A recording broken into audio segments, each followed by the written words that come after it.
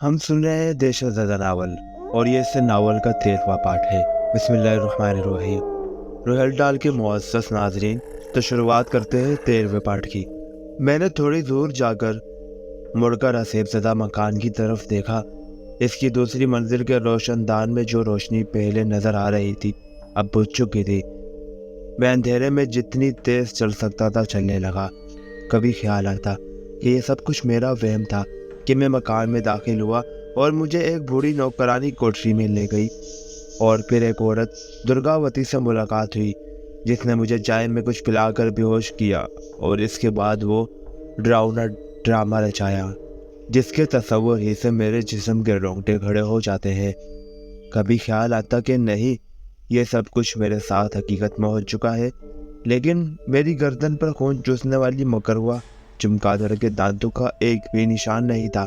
जंगल में वही खुली जगह आ गई जहाँ दरख्त निफ्स दायरे की शक्ल में खड़े थे।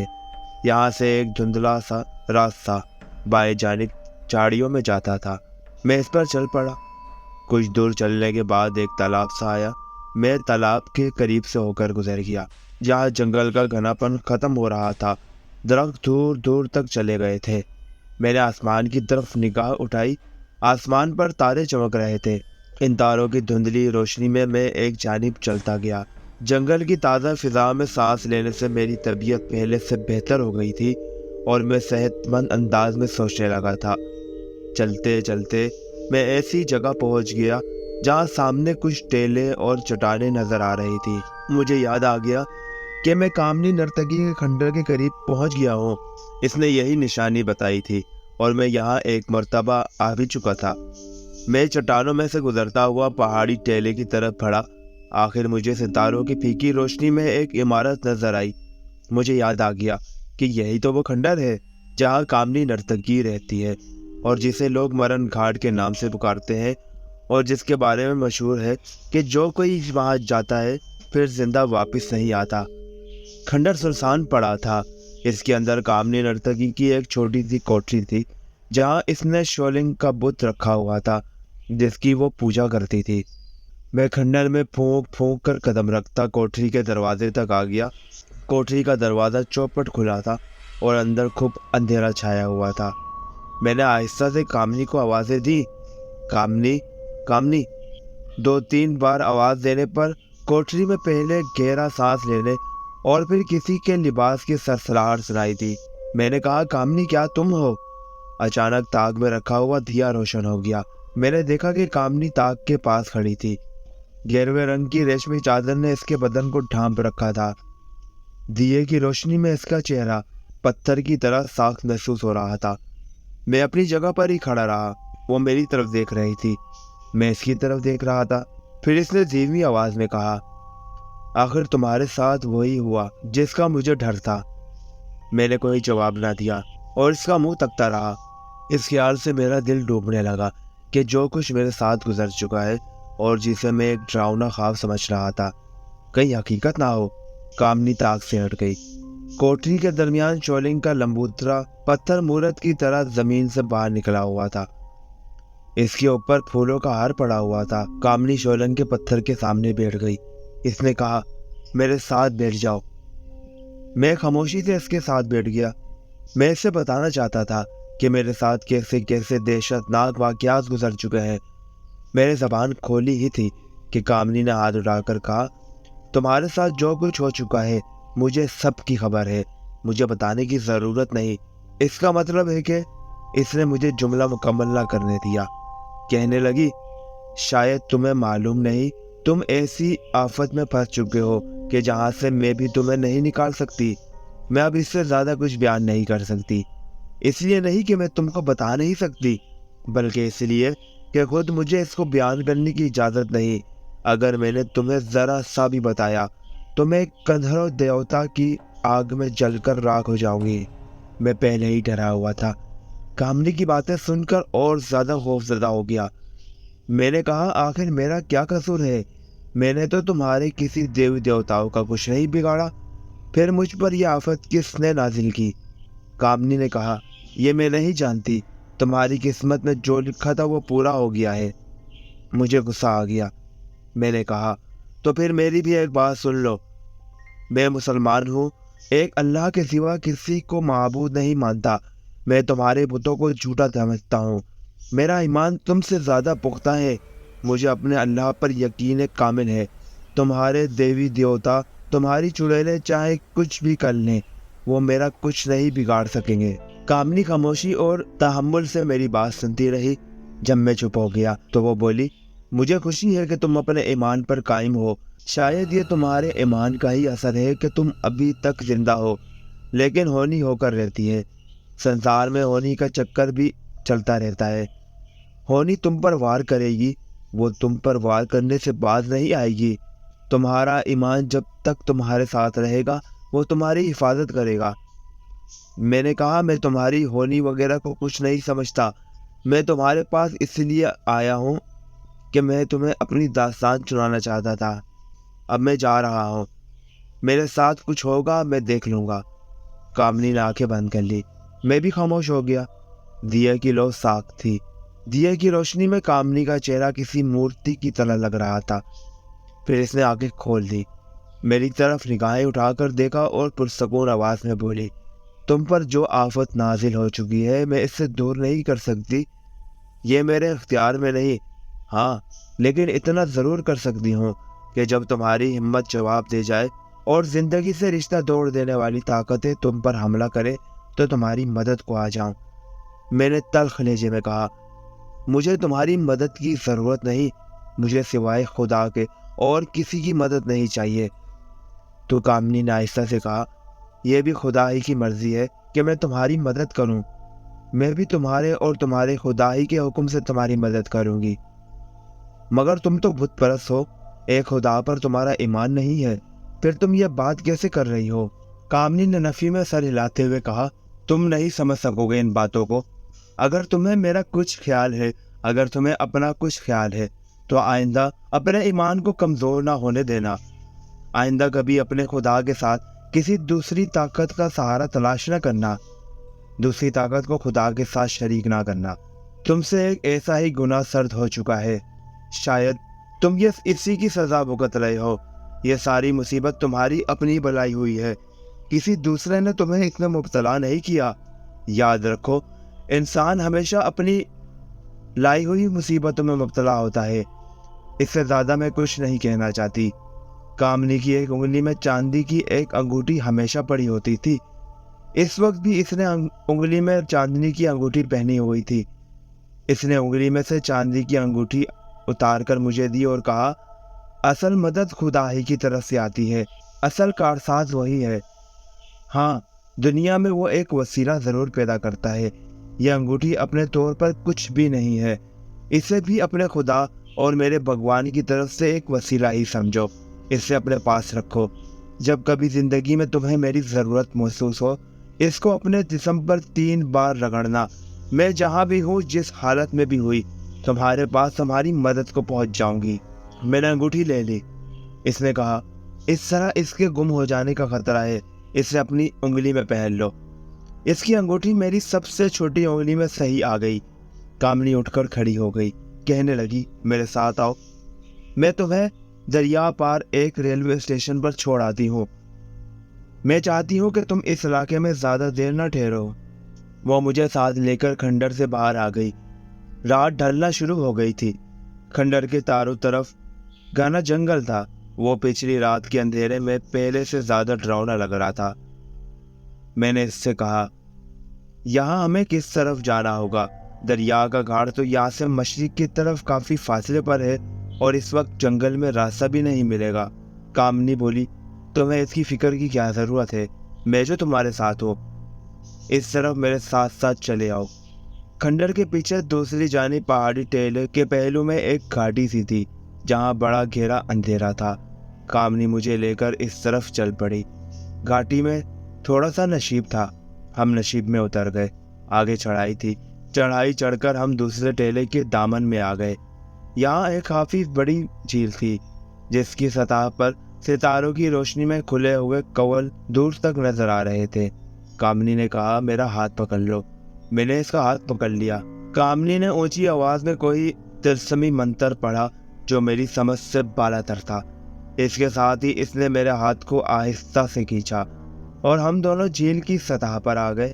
میں ڈر کر کبھی ایک پاؤں اوپر کرتا، کبھی دوسرا پاؤں اوپر اٹھا لیتا، اس خیال سے کہ میں پانی میں نہ ڈوب جاؤں، مگر مجھے ایسا لگ رہا تھا جیسے میں ہوا میں کھڑا ہوں۔ پھر کامنی آہستہ آہستہ جھیل کے اوپر ہوا میں آگے بڑھنے لگی۔ میں بھی اس کے ساتھ ہوا میں اپنے آپ آگے کو جانے لگا۔ جیسے جیسے ہم جھیل کی سطح پر آگے بڑھ رہے تھے، کامنی کی رفتار تیز ہوتی جا رہی تھی۔ وہ جھیل کی سطح سے اوپر بھی اٹھتی جا رہی تھی، یہاں تک کہ ہم جھیل کے اوپر اڑتے ہوئے جھیل کے دوسرے کنارے پر آ گئے۔ یہاں ہر طرف درخت ہی درخت تھے۔ وہ میرے ہاتھ کو پکڑ کر ہلکے سے جھٹکے کے ساتھ ایک دم زمین سے کوئی 20 فٹ بلند ہوئی۔ جب جنگل کے درخت قریب آئے تو وہ ذرا سا اچھلی اور ہم زمین سے اور زیادہ اوپر آ گئے۔ تھوڑی دیر بعد ہم درختوں سے بھی اوپر ہوا میں پرواز کرنے جا رہے تھے۔ ہوا میں اس طرح پرواز کرنا مجھے بڑا اچھا لگ رہا تھا۔ یہ ایک ایسا تجربہ تھا جس کا مزہ ہر کوئی نہیں اٹھا سکتا تھا۔ ہوا میرے اور کامنی نرتکی کے بالوں کو اڑا رہی تھی۔ یہ بڑی سرد اور ٹھنڈی ہوا تھی۔ اس علاقے میں سردیوں کا موسم نہیں آتا تھا۔ میں نے نیچے دیکھا، ہمارے نیچے ڈھلتی رات کے اندھیرے میں ڈوبے ہوئے درختوں کے جھنڈ سیاہ خاکوں کی طرح لگ رہے تھے۔ سامنے دور تک سوائے تاریکی کے اور کچھ نظر نہیں آ رہا تھا۔ میں نے کامنی سے پوچھا، ہم کس شہر کی طرف جا رہے ہیں؟ کامنی نے ذرا اونچی آواز میں جواب دیا، جب شہر قریب آئے گا تو بتا دوں گی۔ کامنی نے اپنی رفتار تیز کر دی۔ اس نے میرا ہاتھ پکڑ رکھا تھا۔ اس کے ساتھ ہی میری اڑنے کی رفتار بھی اپنے آپ تیز ہو گئی۔ کامنی اپنے ارادے سے رفتار کو کم اور تیز کرتی تھی۔ یہ اس نے مجھے بعد میں بتایا تھا۔ وہ رفتار تیز کرنا چاہتی تو ارادہ کرتی اور اس کی رفتار تیز ہو جاتی۔ یہ کوئی معجزہ یا کرشمہ نہیں تھا، یہ محض جادو اور طلسم تھا۔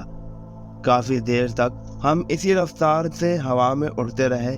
اس کے بعد دور سے کسی شہر کی روشنیاں نظر آنے لگی۔ کامنی نے ان روشنیوں کی طرف اشارہ کر کے کہا، یہ برہان پور شہر کی روشنیاں ہیں۔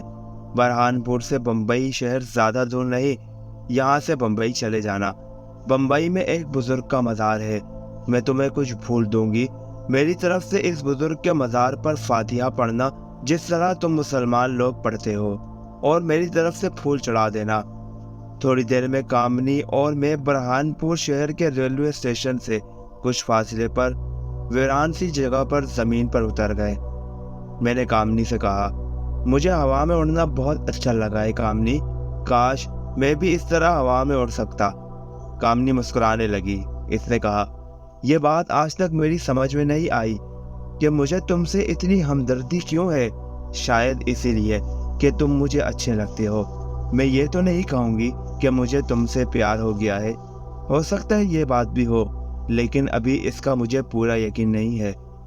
میں تمہاری یہ خواہش بھی پوری کر دیتی ہوں۔ پھر اس نے ایک منتر پڑھا، کہنے لگی، اسے میرے ساتھ دہراؤ۔ چھوٹا سا منتر تھا مگر تھا بڑا اونٹ پٹانگ۔ میں اس کے پیچھے منتر کو دہراتا رہا۔ 10-12 دفعہ منتر دہرانے کے بعد مجھے زبانی یاد ہو گیا۔ کامنی نے کہا، اگر کبھی تمہیں ہوا میں اڑنے کی ضرورت محسوس ہو تو اس منتر کو 3 بار پڑھ کر پھونکنا، تم اپنے آپ ہوا میں بلند ہو جاؤ گے، اور پھر جس طرف کا ارادہ کرو گے، جتنی رفتار سے چاہو گے پرواز کرنے لگو گے۔ لیکن ایک بات کی شرط ہے، شرط یہ ہے کہ تم اس منتر کو صرف اس حالت میں پڑھو گے جب تمہاری جان پر کوئی بھاری مصیبت آ جائے گی اور تمہارے سامنے فرار کا کوئی دوسرا راستہ نہ ہو۔ اس کے علاوہ اگر اڑنے کی کوشش کی تو تمہیں الٹا نقصان پہنچ سکتا ہے۔ میرے منتر کو دل میں دہرا کر پکا کر لیا تھا۔ میں نے کہا، تم جیسے کہتی ہو میں ویسے ہی کروں گا، اور بلا ضرورت منتر پڑھ کر نہیں پھونکوں گا۔ کامنی نے سیدھا ہاتھ ایک طرف پھیلا دیا۔ دوسرے ہی لمحے اس کے ہاتھ میں ایک گلدستہ تھا۔ وہ گلدستہ مجھے دے کر بولی، بزرگ کے مزار پر میری طرف سے سلام عرض کرنا، فاتحہ پڑھنا، اور میری طرف سے یہ حقیر نذرانہ ان کے مزار کے پاس رکھ دینا۔ اب تم جاؤ، اسٹیشن سامنے ہی ہے۔ مجھے یاد آ گیا کہ میرے پاس تو ٹکٹ کے لیے ایک بھی پیسہ نہیں ہے۔ جب میں نے کامنی سے اس کا ذکر کیا تو وہ بولی، فکر نہ کرو، اس کا انتظام بھی کر دیا جائے گا۔ جاؤ، اللہ حافظ، بھگوان کے سپرد۔ اور کامنی ہوا میں اوپر کو بلند ہوئی اور دیکھتے ہی دیکھتے میری نظروں سے غائب ہو گئی۔ میں گلدستہ ہاتھ میں لے کر ریلوے اسٹیشن کی طرف بڑھا۔ ریلوے اسٹیشن پر کافی روشنیاں تھی۔ ایک ریلوے انجن کے شنٹ کرنے کی چھک چھک کی آواز بھی کسی وقت آ جاتی تھی۔ اس زمانے میں ابھی تک کوئلے سے چلنے والا انجن چلا کرتے تھے، ابھی ڈیزل کے انجنوں کا کسی نے نام بھی نہیں سنا تھا۔ میں اسٹیشن کے گیٹ پر آ کر رک گیا۔ سب سے پہلے مجھے یہ دیکھنا تھا کہ میں دوسروں کو نظر آ رہا ہوں یا ابھی تک غیبی حالت میں ہوں۔ اگرچہ مجھے درگاوتی کے اسیبی مکان پر خود درگاوتی اور اس کی بوڑھی نوکرانی نے دیکھ لیا تھا، اور کامنی کو بھی نظر آ گیا تھا اور اس نے بھی مجھے یہ نہیں کہا تھا کہ میں غیبی حالت میں ہوں اور صرف وہی مجھے دیکھ سکتی ہے۔ پھر بھی میں اس بات کی تصدیق کرنا چاہتا تھا۔ یہ کوئی مشکل کام نہیں تھا۔ اسٹیشن کی عمارت کی سیڑھیوں کے پاس ہی چائے کی ایک دکان کھلی تھی، جہاں کچھ لوگ بیٹھے چائے پی رہے تھے۔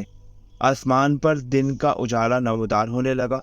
میں نے ایک آدمی سے پوچھا، کیوں بھائی صاحب، بمبئی کو ٹرین کس وقت جاتی ہے؟ اس نے چائے پیتے ہوئے میری طرف ایک نگاہ ڈال کر دیکھا اور بولا، ابھی فرنٹیئر میل بمبئی کی طرف گئی ہے۔ تم کہاں سو رہے تھے؟ میں نے کہا، بھائی صاحب، میں ابھی اسٹیشن پر آیا ہوں۔ اس نے بے نیازی سے کہا، تو پھر اسٹیشن پر جا کر بیٹھ جاؤ، 1 گھنٹے بعد پنجاب میل آئے گی، اس میں سوار ہو جانا، وہ تمہیں ممبئی پہنچا دے گی۔ اس شخص کا میں نے شکریہ ادا کیا اور اسٹیشن کی عمارت کی سیڑھیاں چڑھنے لگا۔ اس آدمی سے مل کر یہ بات ثابت ہو گئی تھی کہ میں غائب حالت میں نہیں ہوں، حاضر ہوں اور سب کو نظر آ رہا ہوں۔ میں نے دل میں خدا کا لاکھ لاکھ شکر ادا کیا۔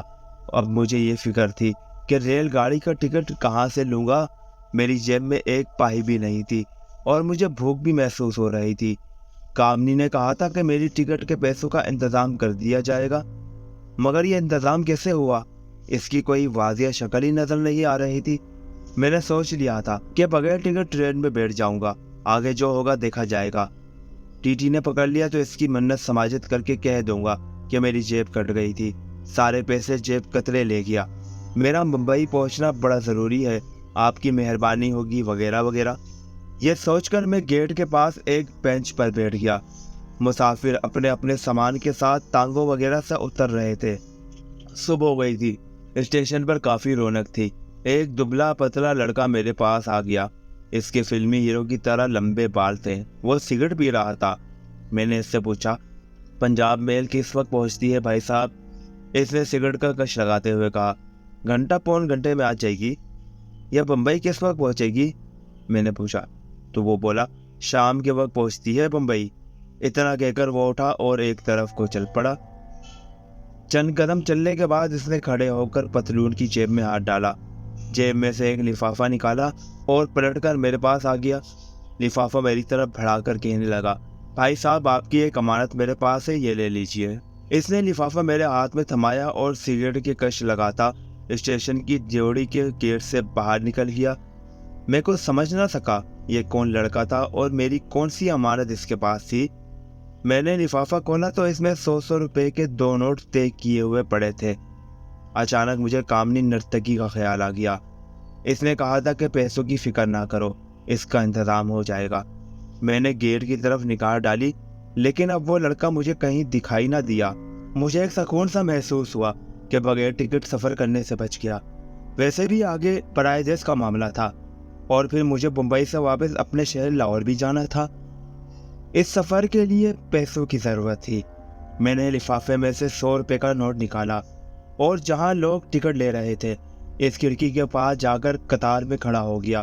میں نے بمبئی کا ایک 3rd کلاس کا ٹکٹ لے لیا اور باقی پیسے لفافے میں ڈال کر سنبھال کر رکھ لیے۔ میں پلیٹ فارم پر آ گیا، چائے کے اسٹال پر ناشتہ کیا۔ کچھ دیر بعد پنجاب میل شور مچاتی پلیٹ فارم پر داخل ہو گئی۔ میں 3rd کلاس کے ایک ڈبے میں سوار ہو گیا۔ ٹرین تھوڑی دیر رکنے کے بعد چل پڑی۔ شام کا اندھیرا چھانے لگا، سورج غروب ہو چکا تھا۔ بمبئی شہر کے مضافات یعنی اس کے آس پاس کی آبادیاں شروع ہو گئیں۔ میں جن دنوں 10ویں جماعت میں پڑھتا تھا تو اپنے ایک رشتہ دار کے ساتھ لاہور بمبئی آیا تھا۔ مجھے یاد تھا کہ بمبئی کے 2 ریلوے اسٹیشن تھے، ایک کا نام بوری بندر تھا دوسرے کا نام بمبئی سینٹرل تھا۔ اس کے علاوہ بھنڈی بازار کا نام یاد آیا، جہاں ہم اس مکان میں 10-15 دن تک رہے تھے، اور بمبئی کی چوپائی کی بھی سیر کی تھی جو بمبئی ساحل سمندر تھا۔ اس کے سوا مجھے اور کچھ یاد نہیں۔ ہماری گاڑی بمبئی کے شہر بمبئی سینٹرل پر جا کر رکی۔ کامنی نے مجھے مزار کا پورا ایڈریس سمجھا دیا تھا اور یہ بھی بتایا تھا کہ مجھے ٹیکسی والے کو کہاں جانے کے لیے کہنا ہے۔ بمبئی میں اس زمانے میں ابھی رکشہ چلنا شروع نہیں ہوئے تھے۔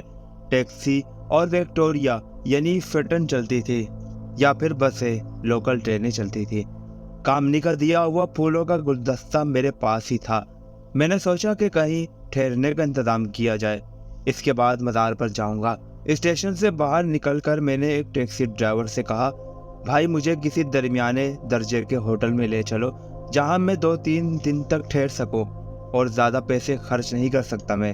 ٹیکسی ڈرائیور مجھے ٹیکسی میں بٹھا کر گنجان علاقے میں واقع ایک ہوٹل میں لے آیا، جس کا نام ممتاز ہوٹل تھا۔ یہاں میں نے 15 روپے یومیہ پر ایک کمرہ لے لیا۔ میرے پاس سامان وغیرہ کچھ بھی نہیں تھا۔ میرے کپڑے بھی بوسیدہ ہو چکے تھے، جسے میں ہوٹل کے کمرے میں رکھ کر پوچھتا ایک بازار میں پہنچ گیا، جہاں سلے سلائے ریڈی میڈ کپڑوں کی دکانیں تھیں۔ میں نے ایک کرتا پاجامہ اور ایک پتلون قمیص اور ایک جوتا بھی خرید لیا۔ کچھ دوسری چیزیں مثلاً کنگھی اور رومال وغیرہ خریدا، اور ہوٹل میں واپس آ کر نہایا، شیو کی، اور پتلون قمیص پہن کر ہوٹل کے نیچے ہال میں آ کر کھانا کھایا، چائے پی، اور ہوٹل کے مالک سے مزار کا ایڈریس بتا کر پوچھا کہ یہ کس جگہ پر واقع ہے۔ اس نے کہا، بابا جی کے مزار پر آپ کو کوئی بھی ٹیکسی والا پہنچا دے گا، یہ بمبئی میں مشہور جگہ ہے۔ بے شک رات کو چلے جائیے، وہاں تو دن رات میلہ لگا رہتا ہے۔ میں نے سوچا کہ کامنی کی امانت ابھی مزار شریف پر جا کر پیش کر دینی چاہیے۔ مجھے نیند بھی نہیں آ رہی تھی۔ میں نے ٹیکسی پکڑی اور اس سے مزار پر چلنے کے لیے کہا۔ گلدستہ میں نے اخبار میں لپیٹ کر اپنے ساتھ رکھ لیا تھا۔ یہ مزار شہر کے جنوب میں کافی دوری پر تھا۔ مزار پر بڑی رونق تھی، لوگ دعا مانگنے کے لیے چلے آ رہے تھے۔ اگربتیوں کی مہک سے فضا لبریز تھی۔ مزار پر خوب روشنیاں چکمگا رہی تھی۔ ایک طرف لنگر کھلا ہوا تھا، دوسری طرف قوالی ہو رہی تھی، اور ایک درویش دھمال ڈال رہا تھا۔ میں نے سب سے پہلے مزار شریف پر حاضری دی، دعائے فاتحہ پڑھی، اور کامنی کا گلدستہ ایک طرف بڑے ادب سے رکھ دیا۔ کچھ دیر سر جھکائے بیٹا فاتحہ پڑھتا رہا، پھر اٹھا اور الٹے قدموں مزار شریف کے احاطے سے نکل کر اس طرف آ گیا جہاں لنگر تقسیم ہو رہا تھا۔ میں آہستہ آہستہ چلتا مزار کے عقب میں آ گیا۔ یہاں چھوٹی چھوٹی کوٹریاں بنی ہوئی تھی۔ میں ایک کوٹری کے قریب سے گزرا تو ایک درویش صورت بزرگ نے میری طرف گھور کر دیکھا۔ میں نے انہیں سلام کیا۔ سلام کا جواب دینے کے بجائے اس درویش نے کہا، میرے پاس بیٹھو، تمہیں زعفرانی چائے پلاؤں گا۔ کیوں میاں، کیا خیال ہے؟ میں نے کہا، یہ میری خوش قسمتی ہے جناب کہ آپ مجھے چائے کی دعوت دے رہے ہیں۔ درویش کی عمر زیادہ نہیں تھی، کتابی چہرے پر بڑی بشاشت تھی، آنکھوں میں پرکشش چمک تھی، لمبے بال تھے، سر پر سب صفا امامہ بندھا ہوا تھا، سیاہ چولا پہن رکھا تھا، لوہے کی کرسی پر بیٹھے تھے، اٹھ کھڑے ہوئے، میرا ہاتھ پکڑ کر مجھے اپنی کوٹری میں لے گئے۔ بڑی صاف ستھری کوٹری تھی، بجلی کا بلب روشن تھا، زمین پر ایک طرف چٹائی بچھی تھی، گاؤ تکیے لگے تھے۔ وہ گاؤ تکیے کے سہارے بیٹھ گئے۔ میں بھی جوتا اتار کر ادب سے ان کے سامنے بیٹھ گیا۔ مجھے نہیں معلوم انہوں نے کب کس کو چائے لانے کے لیے کہا۔ تھوڑی دیر میں ایک لڑکا ٹرے میں چائے کی چینک اور 2 پیالیاں لے کر آ گیا، اس سے سلام کیا اور ٹرے میرے سامنے رکھ کر چلا گیا۔ درویش نے خود پیالیوں میں چائے ڈالی، زعفران کی خوشبو اڑنے لگی، کہنے لگے، لو چائے پیو۔ یہ تھا اس کہانی دہشت زدہ کا 13واں پارٹ۔ اس درویش نے سلیم سے کیا کہا، یہ سب واقعات جاننے کے لیے اس چینل کو سبسکرائب کر کے گھنٹی کا نوٹیفیکیشن ضرور دبائیے تاکہ تمام ویڈیوز آپ کو بر وقت مل سکے۔ اس کہانی دہشت زدہ کے اگلے پارٹ کے ساتھ ملاقات ہوگی۔ اللہ حافظ۔ پاکستان زندہ باد۔